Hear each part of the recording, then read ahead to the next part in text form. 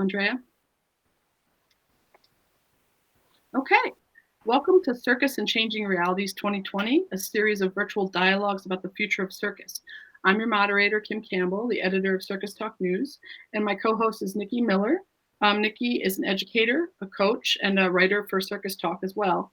We'll be moderating together this topic, which is about the infrastructures of circus and how they may be changing in response to the COVID-19 pandemic. Nicki, did you have something you would like to add about the topic? Sure. Well, this is something I've been thinking about for a while, even pre-pandemic, but these times certainly offer an opportunity for a lot of additional considerations to be sort of brought to the forefront. And I came across this really wonderful, like apropos sort of quote from Twyla Tharp's new book that I'm reading and I'm currently pretty obsessed with. It's called Keep It Moving. And she talks about those like four rules of expansiveness. And I read it and I was just like, this is so perfect for a panel. So I thought I'd share them. The first is that intention defines our next move. The second is honest appraisal of the past is how we deal with setbacks, failures, and embarrassments. 3 is anger about the past cancels out the sound of our best intentions. And 4 is that if you have an abundance of time and energy but waste it getting stuck in the stale routines of the past, you have no chance of moving forward. And that felt like just like a helpful primer for the fact that we're sort of in this moment of weird time to make considerations about where we're going next. So wanted to share that. Thank you. Yeah, that's a good place to start from. Maybe now we can do some introductions. Raphael, would you like to start? Yes. So I'm Raffaele De Ritis. I'm from Italy. I'm a director in circus by almost 40 years now, and it's been almost half a century. And I'm a historian and critic, and I write sometimes for Circus Talk with great pleasure. Thank you. That's great. Linda? My name's Linda, and I'm an Linda Catalano, independent producer, and I also work with Circus Oz, one of Australia's national circus companies, and some of the independent companies I work with include Hot Brown Honey. And so I tour a lot internationally within the circus comedy and cabaret world. And so whilst I have a lot to do with circus, I also am involved a lot in work that intersects circus but may not necessarily classify itself as circus, which is particularly interesting at this time, I think. That's true. Thank you so much. Tilda.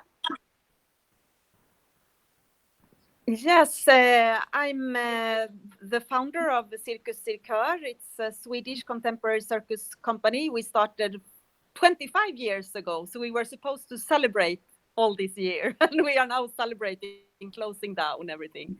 But and I've also been very much involved in establishing the infrastructure for contemporary circus or circus in Sweden and in the Nordic countries, because when we started 25 years ago, there was sort of not so much or nothing.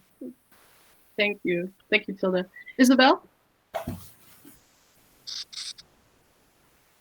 Yes, so I'm Isabel, and I'm the director of FIDEC, which is the European Federation for Professional Circus Schools.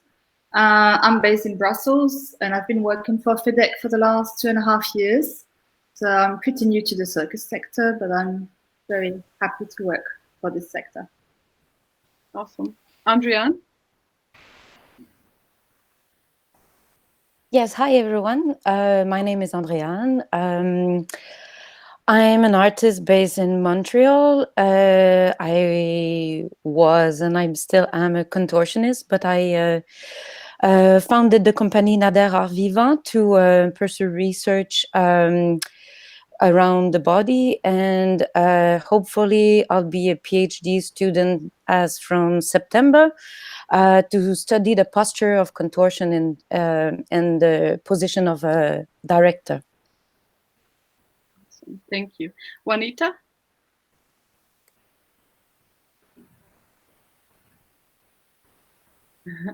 Hard to find that little mic button. Your mic is still muted, so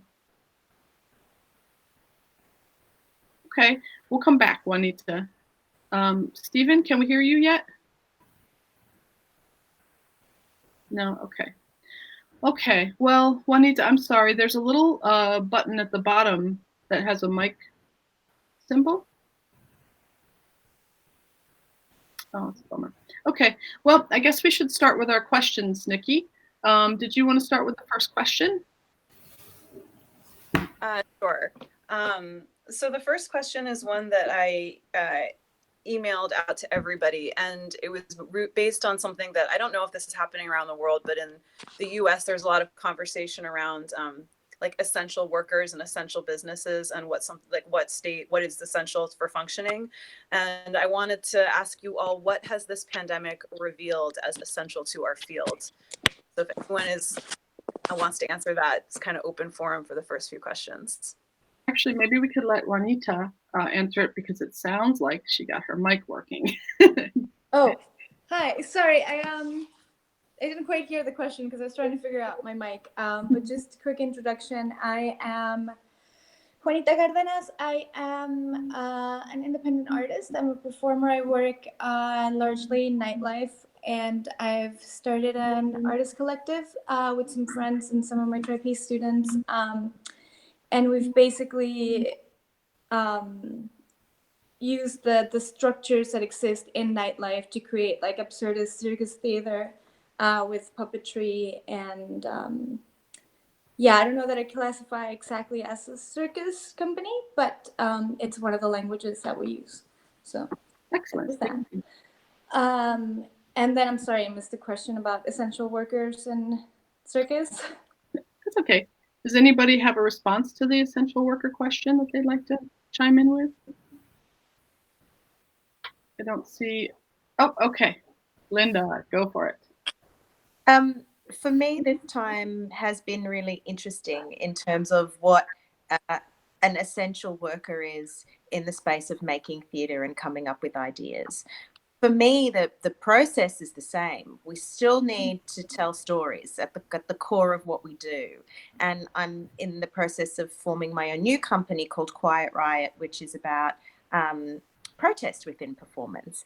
And what this pause, if you like, has enabled me to do with the artists that I work with is really think about what is our core for being and what we need to create. So there are particular artists that I'm working with who are using this time to train particular skills. That doesn't work for every discipline. It's really difficult for aerialists in isolation to train, for example, but it doesn't prevent the other artists that I'm working with from training particular skills in isolation.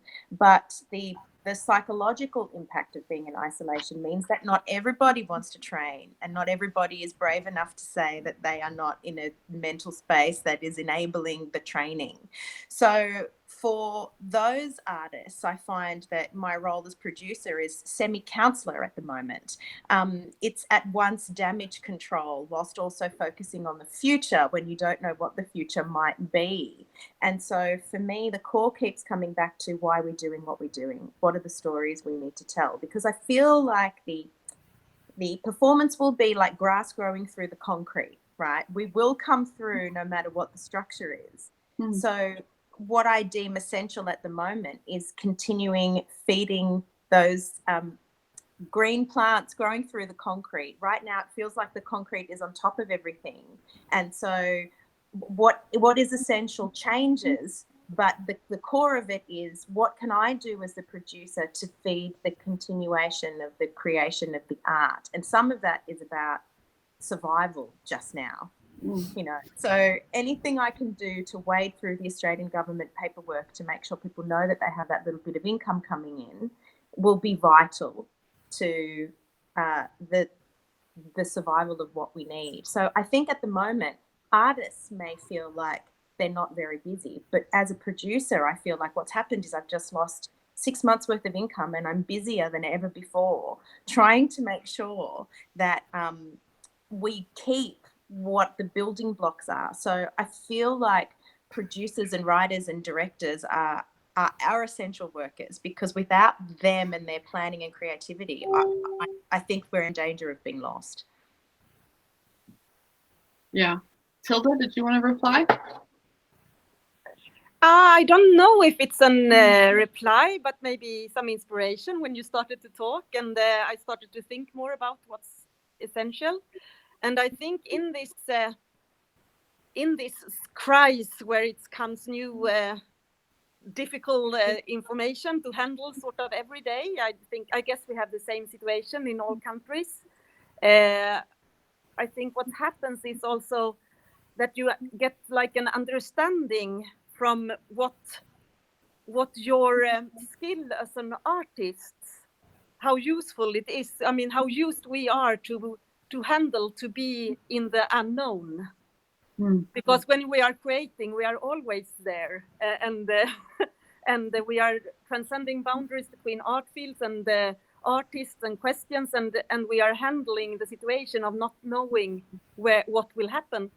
And I think this is a strong feeling for a lot of the artists and the people around me, that we sort of feel safe in the very risk moment, and maybe especially in the circus field, because we are. I mean, all the circus is in one way or another about the risk. So it's something we have been working with for years and years, and for the artists, they are training every day to like break down the risk moment and change it to possibilities. And now we can really get a lot of use of our mental circus school, so to say, and also how we can use it in to help others. Others have been quite obvious. Someone is coming. Oh. Hi, Stephen. Okay, Stephen, if you could close out your desktop, please, and you should leave. Okay. Hi, Stephen. Yeah. We can hear you now, I think. You want to introduce yourself? All right. Can you guys hear me? Yes. Yes. Can't see you very well, but we can hear you. We could hear you. Oh my gosh. Okay. Well, we'll come back to you, Stephen. Can you guys hear me? Yes. Can you hear us?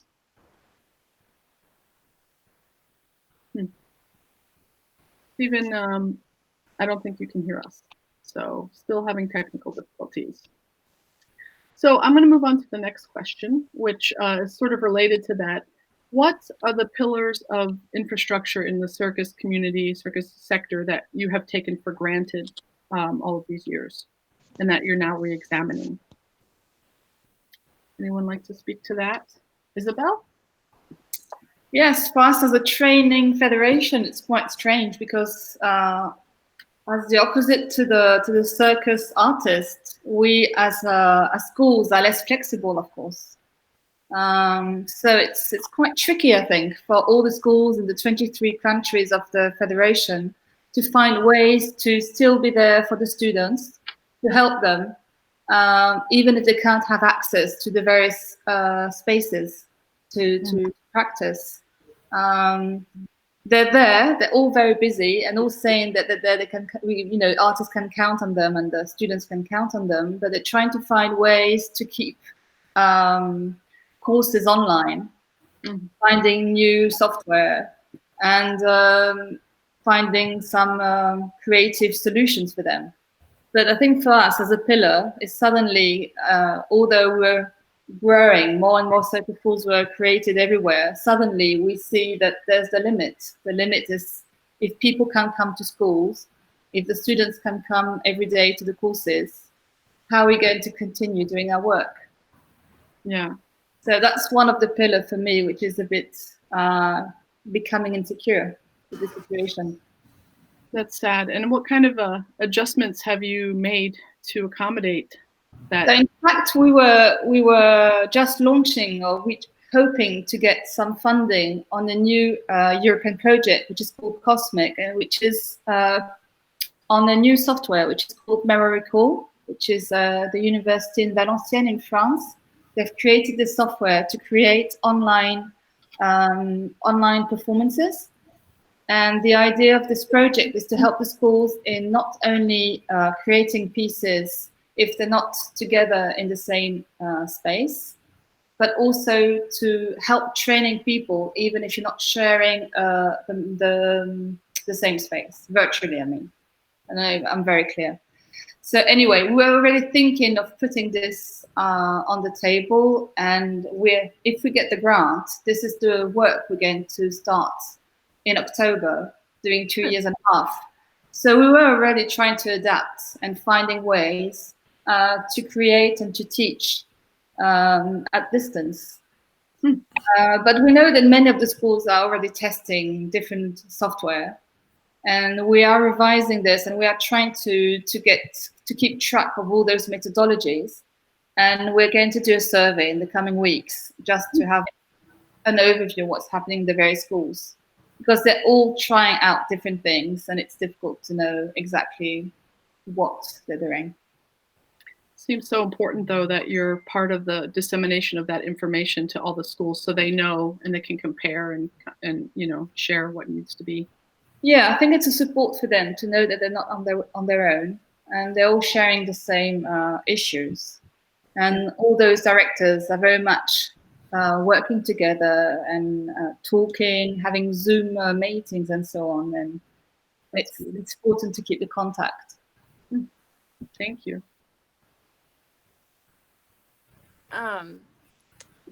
So in addition to the pieces of our infrastructure that we've maybe taken for granted that have worked well, we could probably all agree that there's sort of pillars of our infrastructure that maybe haven't worked so well, but have just sort of been there and tradition has upheld.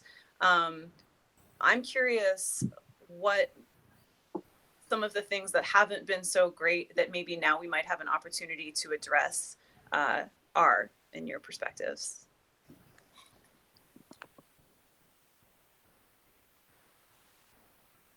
Anybody want to bite on that question? Andrian. Well, for me, one thing that was very revealing about this pandemic crisis is the relation to time. I hear you that now you're probably even more busy than before. But for me, what I feel the most here is a certain relief of pressure that for me was constantly there before. Pressure to produce, pressure to be out there, pressure to know everything, pressure to always be pushing not only the physical limit, but always just going beyond and just make the best of everything that you can all the time and stuff. And so for me, this time actually give me really a relief on that. And I feel that before the pandemic, this search for time and breath was urging to me, and now this pandemic is giving it to me in some way. But the weird thing is now the meaning of this time and the quality time that is somehow missing during this now, because as we don't know how we're going to meet again, in what condition we're going to meet again. I think that's for me one of the pillars of performing art is to be together, to reassemble, to share a moment, to encounter energetically, physically. Maybe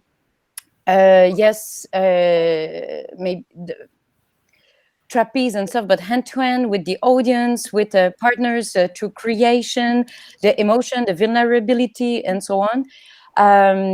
So there's a kind of a couteau à double tranchant, so like a knife with a double hand, where I feel like for me what I want to keep for after is somehow a time that this is giving me, but bringing back the quality time of still having this goal, or not this goal, but this knowing that there's this place where we're going to finally meet again all together.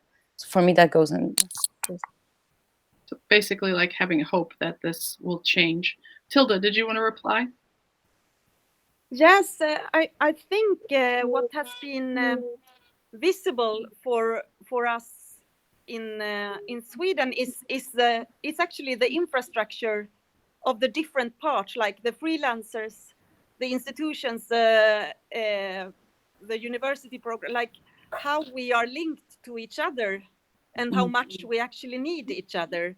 And for a lot of the young artists coming here who haven't been here from the start for to see how, I mean, I have been here, so I've seen how everything have been built up and it's connected. But if you are educated here, you maybe don't know. And now it's like, in one way, it's of course a sad story to see how fragile everything is, because it's now so close that things just can fall apart. 25 years hard work, but it's also a strength, I think, that we see how we need and how we are connected. So it's a lot of beautiful meetings in that way happening now, and I'm looking forward to see. And I think that will make us stronger in the future if we can handle it and carry it through. And that's yeah. nice. Thank you, Twyla. I have a question. Oh, did you want to reply, Linda? Oh, Linda. There you go. No, I'm back. I did want to reply because I really related to what you were saying then about feeling that interconnectedness, but also feeling very vulnerable. Because, of course, what's happened with the pandemic is our industry all over the world was the first one to be closed. And it's very humbling to realize that the sector you've dedicated your life to is deemed for our survival in this environment non-essential. And that the gatherings we've worked so hard, the audiences, the skills we have, the hand-to-hand, the trapeze that relies on our connection, that connection at this time is fragile. And that's what we all do. We connect for a living to tell stories. And just when you were speaking then, I could really relate to that, because it has come to the forefront, I think, how much we need each other, but also without that support, how we fall apart. But in Australia, and I'm not sure if this is reflected internationally, our government hasn't put forward any kind of survival package for the arts industry whatsoever. And what that means without an acknowledgement of the value that we bring to society is that you're starting way back here, and the connection I think needs to start at that government level for our value at this time. And we're having real trouble in this part of the world articulating that the skills that we have are useful. So what it feels like is that the arts and entertainment industry is outside of that bubble of connection, even though I think as we come out of into whatever the new world is, it'll be a different way of relating. We're not going to go back to how it was before. But we're really well placed because we're always in that uncertain place. Like you were saying, we're used to it, right? This is the world we live in, and we take that risk. So we actually have skills, I think, that we can share beyond our industry to connect out even further. But without having the recognition at that top level, I feel like we're going to need to become advocates for our industry, as well as simply make the art. And I think it's an extra job anyway that I feel I'm going to have moving forward. I don't know if other people feel that way, but as you were speaking then, it came to mind. Yeah, I agree with you. I think I need to, you want to respond? Sorry. Yeah, I have some thoughts on that. I think from my particular perspective, creating any kind of this work in New York is nearly impossible, because there is no infrastructure, there's no government support, there's no, like school for circus kids that start when they're, 12 and are incredible by the time they're 20. Like a lot of us that work and that make this work are in it as adults, and we have to take incredible financial risk and like physical risk to be able to make any of this. So I think what's interesting to me is that, like, for me, the great loss is the fact that we can't gather. Because like wherever there were places where we could gather, like we found our way to like squeeze ourselves in there. And I think that's why like so much of like Circus in New York exists in nightlife. I don't think that we all necessarily think that nightlife is the greatest place to be creating work. It's just the one that's subsidized by alcohol sales, and that, you know, allows us to have a job that kind of sort of lets us have a living, kind of.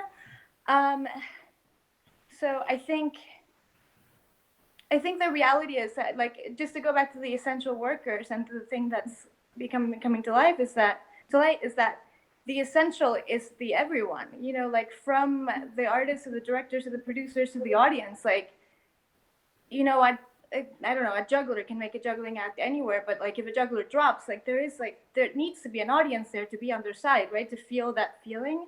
So I think more than anything in like a circus and theater and art creative way, like I think it's undeniable that there is no single essential being in the creation of anything that we do. Like without everyone, it doesn't exist, you know. So Yeah, that's a good point. yeah. Thank you. I wanted to reply to something Linda said and sort of move on to the next question about this, is the practical side of, like, in 6 months, in 12 months, when performing arts are starting to be rolled back out. Before this happens, who knows when the timeline is, but how exactly can we hold our institutions, our international community, and our governments accountable to see these changes unfold that are necessary in order for us to survive? Because if it is a year, yes, it's great to have online performances set up. What other types of steps do we need to be taking now to ensure that the performing arts is not considered non-essential for eternity? Does anyone have a little response to that, or a big response to that? I see Tilda.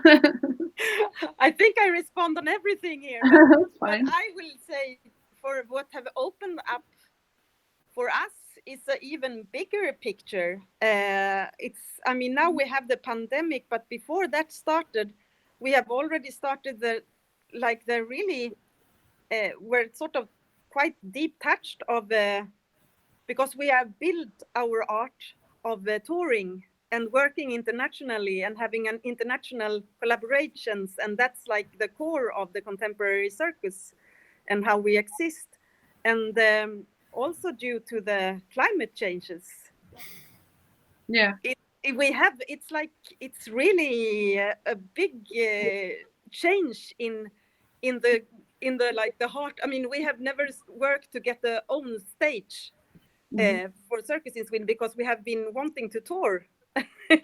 And I know it's like the same in many countries, and now we have first like the understanding of like how important it is that we start to change our mind in how we do transportations and fly all over the world, and we are collaborating.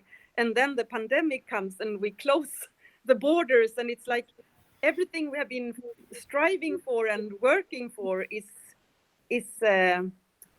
so I think it's like a tremendous shift going on. Tremendous shift, yeah. Yeah, tremendous shift. Yeah. And in what is essential and what is the art and what is our, I mean, and of course I don't believe that we can do the art in front of screens. I mean, now we are live streaming all over, and it's really nice to see all these live stream shows, but all of us who have seen these live stream shows, we know it's not at all the same as having the connections, and especially maybe not in circus, because it's so I think we are in front of a big shift. So a practical element for that, for Circus Circus, might be having a permanent show in Sweden somewhere, for example. But I mean, when you say it, it sounds so boring, and it sounds like, what am I in it for? I mean, for real, it's so I think it's right now it's but we try to look at it as like something, wow, interesting.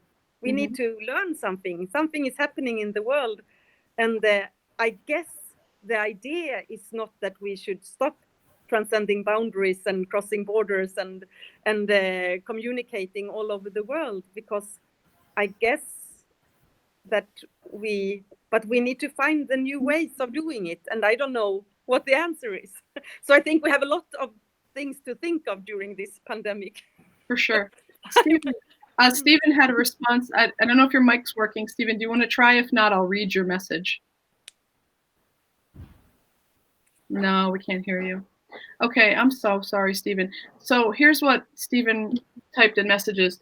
The reality is that crowds are key to our industry. Without them, we don't have an industry. No circus schools, no street performing, no money for the industry. The audience won't be coming back anytime soon.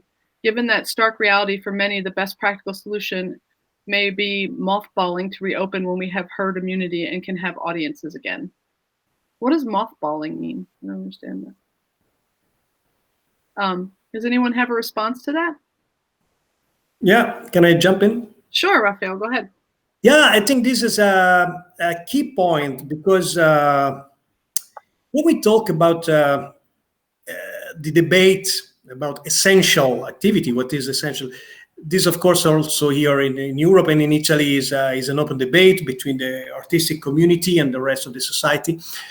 I think this is basically an issue about the relationship between the artistic community and the institution, because when the institution decide what is essential, they also decide the support they can give you, and when, of course, because everybody is waiting, and live performance is, of course, unfortunately the last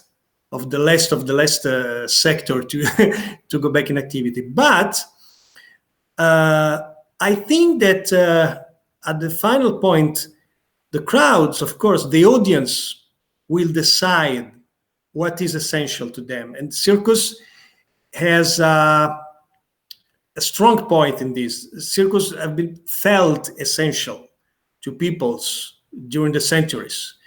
In the circus history, after the wars and every kind of disaster of the history, circus grew exponentially. Small circus family after the war became empire, just because audience felt they wanted to go to the circus more than other performing arts. Because more than other arts, circus is maybe is felt as a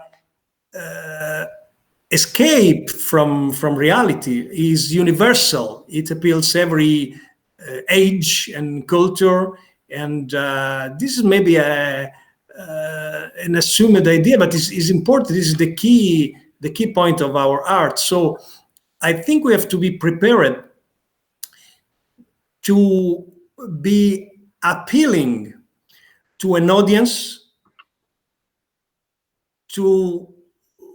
we request to spend their money to come to see us, and they have to be motivated to spend their money to come to the circus. So we have be prepared. I think we have to change an attitude.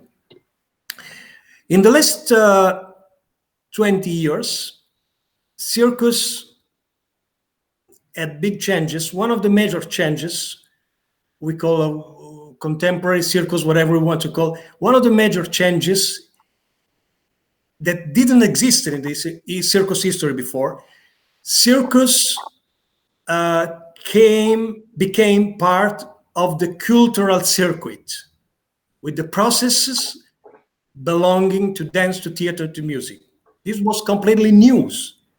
Normally, historically, we say by the 70s, but is more correct by the 80s, I think. It was mature in the 90s. Today is consolidated. This pushed circus practitioners around the world to think more and more about projects, subventions, support, public to be recognized by public institutions, a lot of energy into that.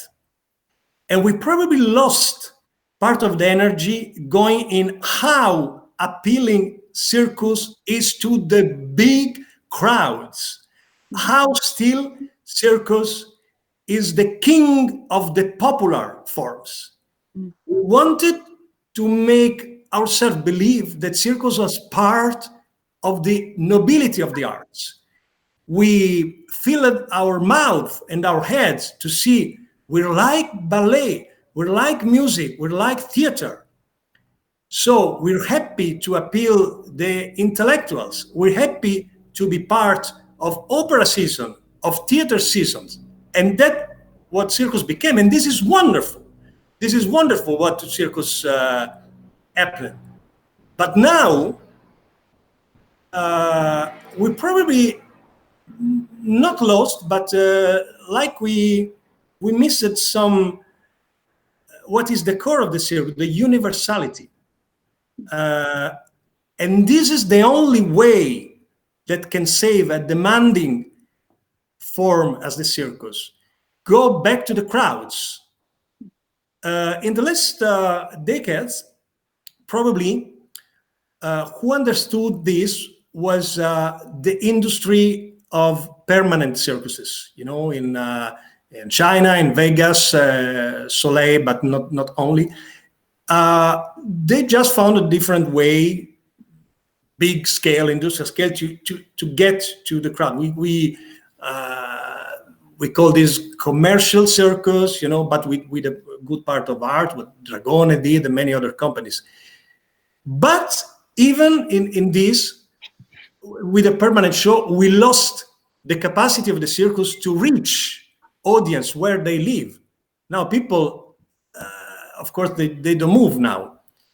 After the wars, people, they didn't move because it was poor and was complicated, was not traveling like we used today. And when circus can reopen, circus can move. Circus is the only form that bring his own theater with them. Of course, we're talking about traveling circus, not the circus working in theater, but even circus have a wonderful touring culture, more than of the other arts. It can reach the audience. And this is just a point of view we have to consider. We just to resume, I'm sorry if I've been too long in this, just to think ourselves less dependent from public institution, public money, and more believing in the enormous power of circus to reach the paying audience with his own strength. So this brings up a thing that, thank you so much for all of that. This brings up a thing that I think has been touched on a little bit in this conversation a few times, and certainly in every conversation I've ever had at the bar after any circus show or festival, which is, you know, this question of genre and multi-genre within circus, and this sort of like single association of like traditional circus and contemporary circus looking like a, you know, maybe like a Cirque du Soleil French Canadian aesthetic of one style, and when obviously this form can be applied to a whole bunch of different kinds of performance contexts.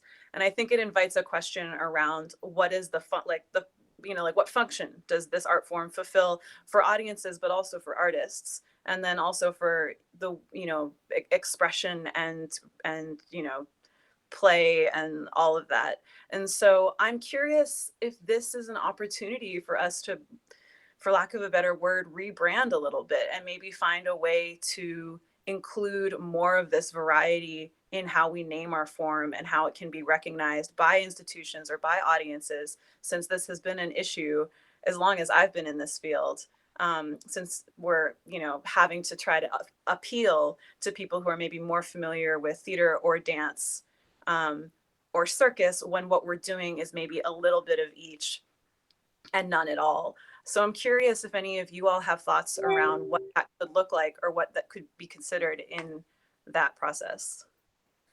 Rebranding.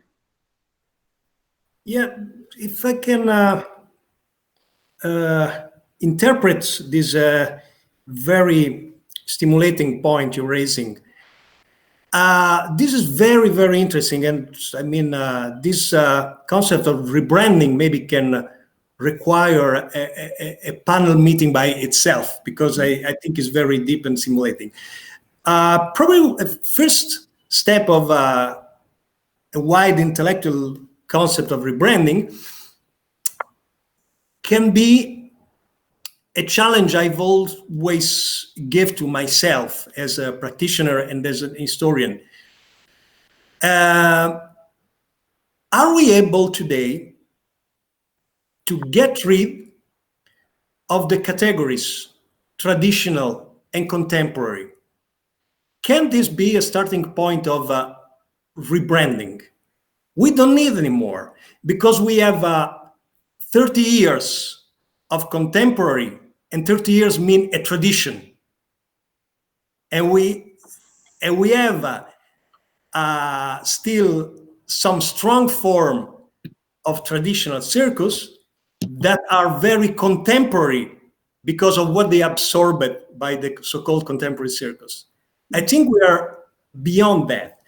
And if we begin to have a state of mind to interpret the circus community, the circus reality, the circus industry as a whole, I think we can have a better focus. You mentioning, of course, Cirque du Soleil that have been a model for everybody, for every form of circus, and nobody is able, will be never able to say if Soleil traditional or contemporary, because they're behind, and of course they've been able to reach audiences in their way, and so we don't need categories anymore. I don't want you to not get in your point, but I'm curious from some of the artists who are on the panel today, how you would do this from your own perspective as interdisciplinary creators. Agreed. Good question. Can I respond? Sure. I think that at this point is it's kind of irrelevant.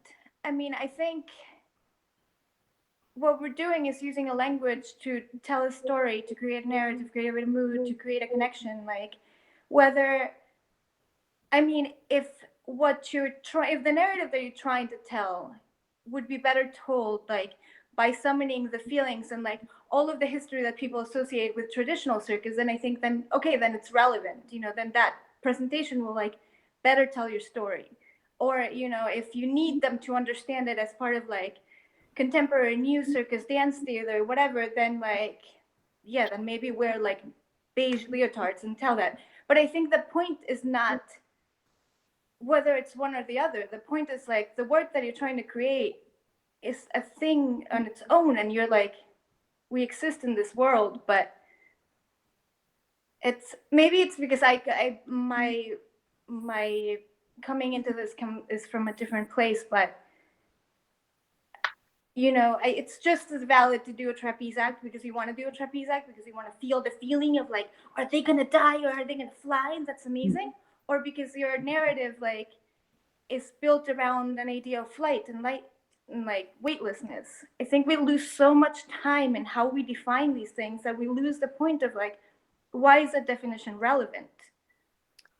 I think I'm asking it as it relates, because I agree with that, Juanita. I think as it relates to infrastructure and having language to name how we do connect, I'm just wondering if there's a more accurate way for us to represent our sector with words. Linda, you turned your mic on, so I did, because as I said earlier, so much of my work is cross-genre.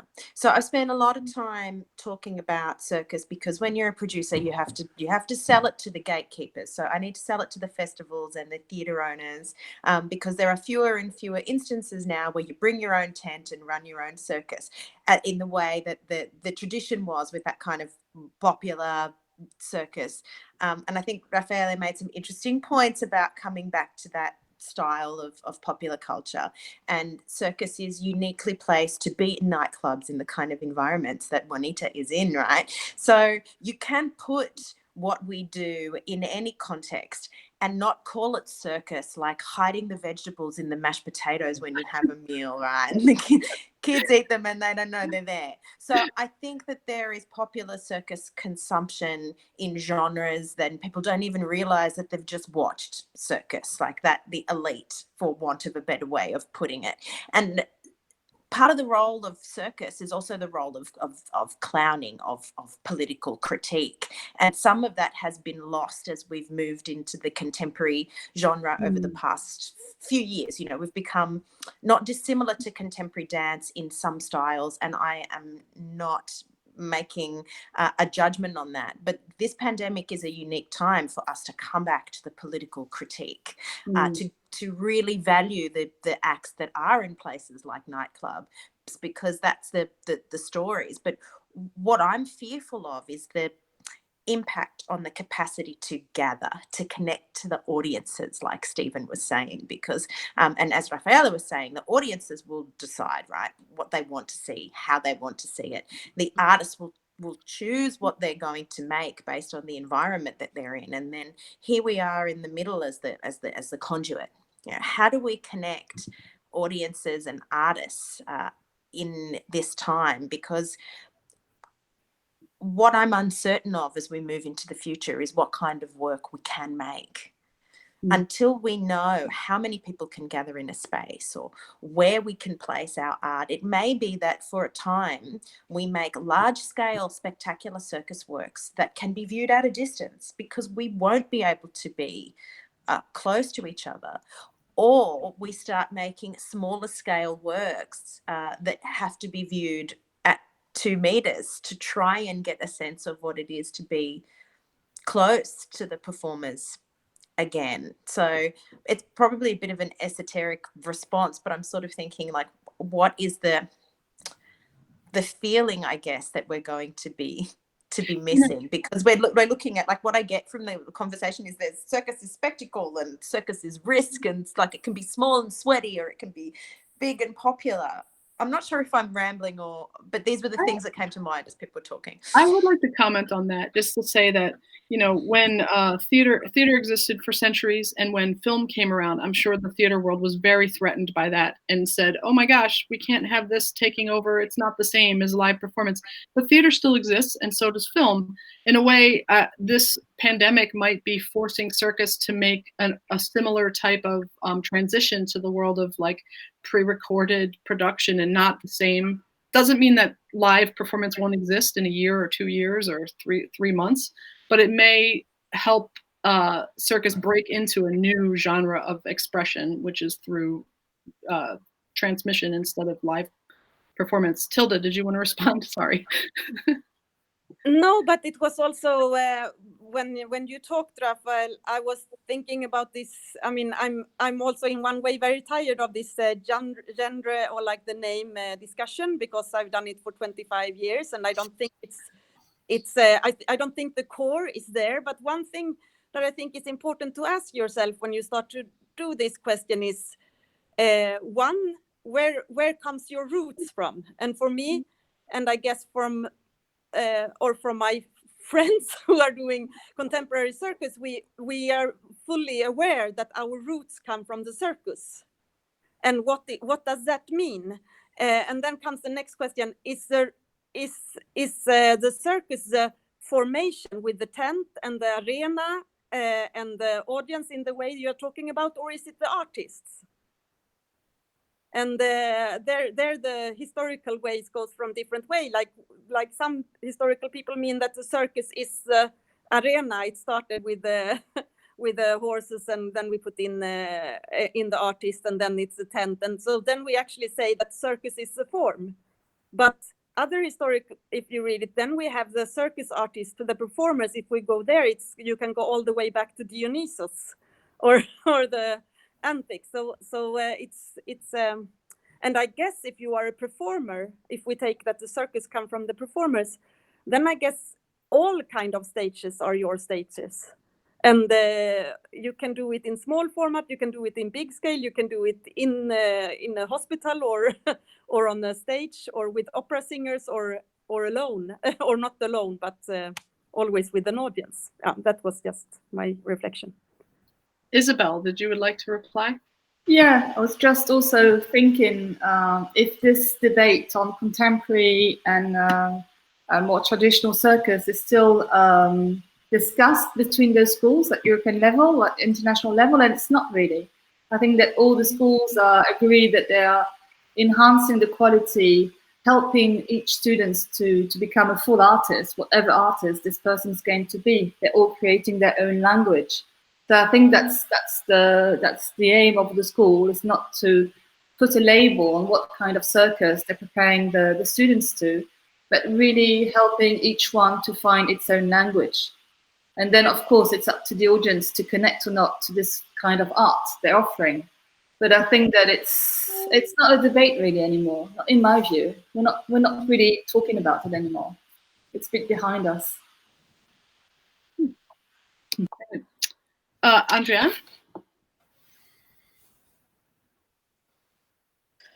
Yes, well, I think coming from Montreal, from a French-Canadian big circus branding thing, I mean, I think I agree that the conversation has to, I mean, go beyond different aesthetic type, and I think they're all valuable as one and the other, and will be as many aesthetic as there will be artists. I want to, I think the change of branding will happen naturally, because I think we're just in a change of era. I mean, it's all our cognitive relation that is changing right now. It's major. And I mean, just a way to relate, we have no idea how or when. We have no idea about what is about to come. We're just at the beginning. So a fundamental change is going to happen on its own. That is for sure. I'll come back to the idea of time. We're in a time of change. We're in time of transition. We're in time of unknown. We're in a time of, we don't know what time we're in right now. And I'm coming back to that, because I think that's one of the time and space and relation. They're all happening into that. It's and we don't know for how long we're going to be into that. So for sure, like, and the time that we're having now to reflect on what is happening is also how it's going to change and transform us, our relation, and for sure the form of art that we're going to do. I think we should be beyond any idea of form or whatsoever. I mean, the question is like human being kind. I think it's a transdisciplinary approach we have to think of, about coming back to the human being. It's about coming back to our relation to Earth. We've been talking about environmental crisis and ecology. I mean, it's those are all things that we have to think about. I think it's not the time even to think what we're going to do. I mean, in terms of an artist perspective, like, what is just the sense and the meaning of just creating something if you don't know how you're gonna just like one another? Like, why training? Like, mean, like, I don't know. I'm thinking about all those students that cannot finish their year, like studying stuff. Like, it's just like even the meaning of life at the moment, it takes a total another dimension. And I think before starting to think about branding, I think we have to think about where we are now and what is fundamentally happening, to see the transition happening and to actually support. I'm more concerned about the people in their home more than what they're doing. Is like, are they mentally okay? Yeah. You know, are they eating? Is everyone eating? It is like, you know, see, like for me, it becomes more from that. And I think art that's going to happen beyond any format or relation to you know, I mean, even art, you know, even will we need even audience to see? I go beyond anything, I'm just brainstorming, but like, just like questioning the idea of the audience, I think even doesn't make sense, because we even don't know how and when we're going to reassemble. I mean, they're all valuable questions, but I think it's impossible to answer anything of those right now, more than to observe. And I think that's actually the role of the artist, to actually have that position of observing and assimilating and transforming energy to give something that is unseen, seeable, and to give I have no idea. I even have no idea what is my role as an artist right now. I mean, it's sad, but that's what it is. This is true for a lot of artists right now, I think, and the audience needs art, but the artist has to reevaluate what their role is now because there's so much uncertainty, I think, is what I'm getting from that. Andrea, did you want to say something, Juanita? I'm just curious in all of this. I have a bunch of thoughts, but I'll try to organize them. If anyone, because part of what's been interesting for me out of this is that, yes, we don't know what's going to happen. We don't know how we're going to gather. Everything is liquid, basically. But what I've come to realize is that up to now, the choices and the energy that I've put into getting to this point in my life and like creating this kind of work and like engaging with like trying to produce circus or theater, connecting with humans, like from the perspective of having everything be paused, lost, disappeared, it's made me realize that the value in the connection and in the creating of that work that was the right choice. And I'm even more inspired to like figure out how we're going to move forward. There is no answer.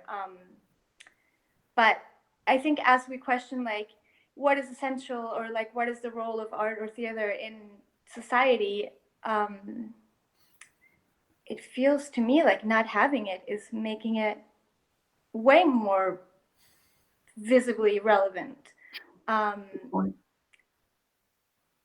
and I don't know, maybe that's like too abstract of a thought, but also like just within the world of like what is circus and like where it exists, like we somehow, because we do something related to circus or in circus, are part of this art form, which includes like kids juggling on the street for change in Latin America, which is where I come from, and the Metropolitan Opera with like, 10 jugglers, like in like the most amazing production, so like in a way, like we're connected to all of humanity and its artistic creation, from the lowest, most like trashiest dive bar with a circus hula hoop act with like to like the things that are like at the highest places of society. I don't know. I don't really know what all that means, but it feels really relevant as we reevaluate like what our role is in the world. That's beautiful. And what the world needs. Here, when you say that, and when all of you speak to this question that I love, how got people real fired up, and in retaliation to it, it's great, is that one thing that is potentially non-essential that perhaps this transition into the proscenium made us think was essential is that gatekeeper who decides whether our stuff is one thing or another and cares about branding. Because at the end of the day, if we're just fulfilling multiple functions all the time and ultimately just responding from an authentic place to our experience, at least as artists, then like it is going to run that spectrum and it is going to exist in all of the forms, and all of those forms are going to adapt as they can, whether they're individuals or institutions. But something that we can listen for is what those are and how we can be aware of that simultaneity, as opposed to necessarily being a hierarchy, as to being just like the variety within what we do. All those forms might adapt, but they might not all thrive equally. The ones that are at the Metropolitan Opera will probably receive funding, whereas the street performer will probably have to go work in a different setting. There's an inequity in that. But the street performer never has any support. Like the kid juggling on the street is at the mercy of whoever wants to give him change. That's the point, I think. It's like, regardless, it's not the need of the audience, it's the need of the artist to create. Then hopefully we have an audience that wants it and will absorb it. But I don't know about any of you guys, but I'm not, like, I have no choice. Like, I live in a house and I eat food and then I make stuff. Like, not, because otherwise, I don't know. It's a need as much as any other. I'd like to transition to a question for Stephen, and I don't think we properly introduced Stephen Santos. We can't hear you, but I did send you a question, and he replied by message, and I would like to read that. Stephen is a rigger and manages the, what's the name of the Facebook group? Aerial Safety. There's a couple groups. I don't want to get it wrong. Stephen, type that for me real quick. It's Aerial Safety and Aerial Arts. Is that it, Stephen? No. Okay, we're getting a new message. It's Circus and Aerial Safety. Thank you. That's the Facebook group.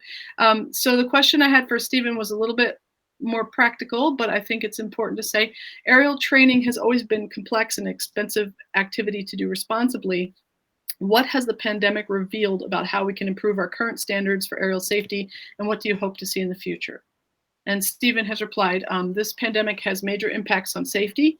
Equipment norms are rapidly changing. A focus on how cleanable apparatus are is a big deal. The number of home accidents has gone way up in the past 2 months from bad rigging. Schools have to change to support disinfection procedures, but necessity is also the mother of invention. We're seeing more innovation now than at any time I can remember. There's also been more tree accidents in the past than in the previous 3 years. If this goes on, large cities may need to figure out how to create public resources to continue doing the skills. The skills are not going away. Of what we have to find new ways for live performance and the realities, we have bubble performances where we literally perform in bubbles, holographic performances where we're live in 3D but still virtual. Can we find unique ways to do what we do in the realities of today?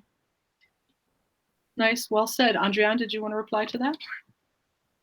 Yeah, I just want to say that exactly the fact that we are in the unknown and a big fundamental transition is a place that, like, it's a time to rethink and to find new ways. But I think it's just like, and to adapt each other and to be very creative, but from the bottom, from the soul, from the grounding foundation. So I think when what you're saying, like the way of adaptability and to be very creative, and I think all what we've been saying that we cannot find like the same thing as before and blah, blah, blah, and wondering what is coming up after. The fact that we're in that unknown is a place of huge fertility, because as we people are saying, it's fundamental to create, it's fundamental to reflect, it's fundamental to encounter one another.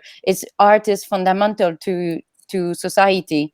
It's breath. So how it's gonna unfold itself. So I think it's very interesting, Stephen, how you're framing it also in terms of aerialist and how things are going to find those new, they are going to find those new ways.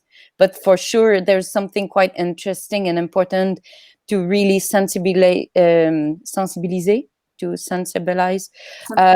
people to security, even if it's at home. It's like, I think for school and stuff, I think it's a good thing to have that in mind, like to really facilitate that, to support and to assure security for everyone into their new way of living in. Yeah. Nice, good point. Anyone else like to speak on that? I had a question for Linda. So it's interesting to get the artist perspective of, the need to create and this drive to make things happen during a fallow time when there's not an opportunity to perform. But one thing that you were pointing out is how important it is for producers and the connectors and the middleman to make this sustainable. What kind of practical things can you do or can the person do in your position or in perhaps Isabel's position or a director's position to help artists and the creation and keep the morale up? Well, for me, it's all about context. So some of the stuff that Stephen was saying about, do we make work in bubbles? These are the conversations that I'm having right now. Because I want to harness that energy that Juanita is talking about. I am fortunate enough to work with artists, as I'm sure everybody here is, who want to create. It's part of the core being. And, with my sort of director's hat on, which I don't wear often these days, but it's still buried deep in there somewhere. And, I used to perform, but in a different discipline and do occasionally. So I understand that need to create. And I feel very strongly that my job as a producer of circus is to continue to look for the context for the work to be presented and to give those context as challenges. So, what happens if we are doing a virtual reality performance? I'm less interested in looking at the work that I've got now and putting it on screen. So one of the things I have said to the artists that I work with is, what does the video game for your work look like? Just as a provocation in this fallow time. Okay, so what could your avatar do that you can't do? What could we get from a digital environment that we can't get from the environment that we used to have? This is a time to think about how you can translate those skills. So just last week we were talking about, what does everybody look like as a superhero?